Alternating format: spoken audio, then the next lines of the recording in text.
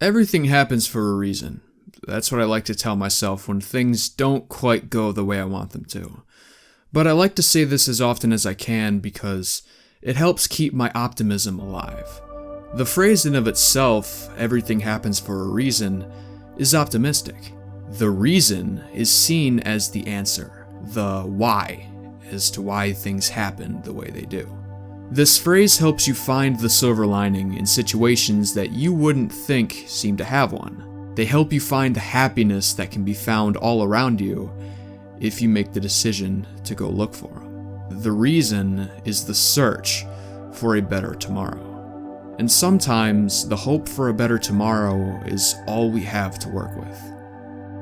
I bashed Mother 3 pretty heavily on my last Month of Mother video, talking about how much of a buzzkill it was, how over the top its themes of sadness were, stuff like that. But if you look past the more goofier details and focus on the core narrative of the game itself, you can see how easily this could be a real story.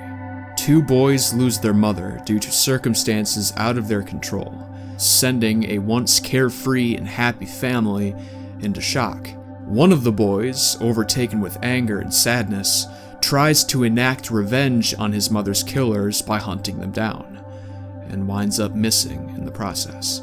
The father, overcome with anguish and grief, devotes the rest of his days to searching for his lost son, and in the process, completely neglecting the one piece of light he still has in his life.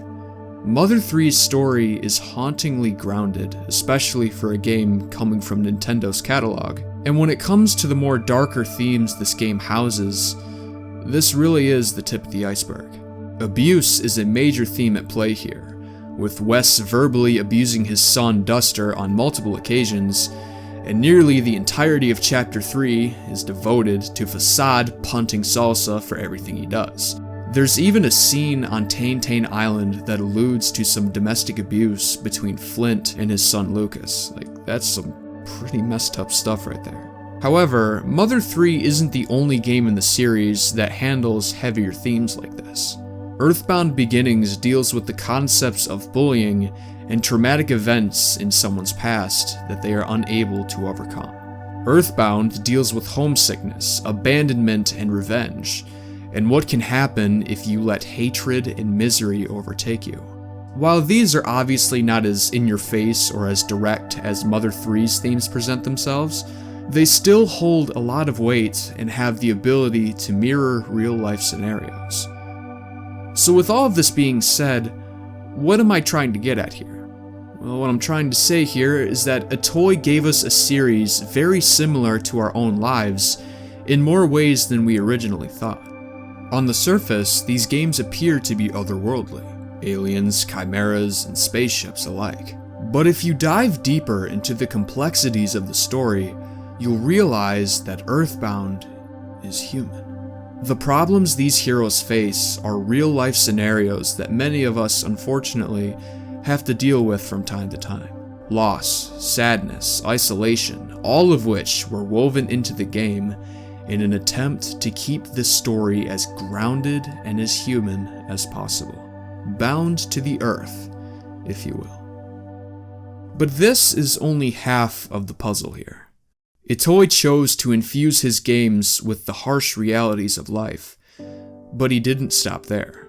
There's one constant that remains over the course of all three games in the series, and it's that no matter what happens, no matter what obstacle stands in their way, they never give up. They keep pressing forward, even in the most dire of situations. They never succumb to their trials. They just keep fighting on and on and on until the battle is won. This is the backbone of the Mother series, the human spirit that lives within all of us. No matter how bad things seem to get, or no matter how stacked the odds may be against us, we just keep moving forward, taking things one day at a time, until we find the reason we're looking for.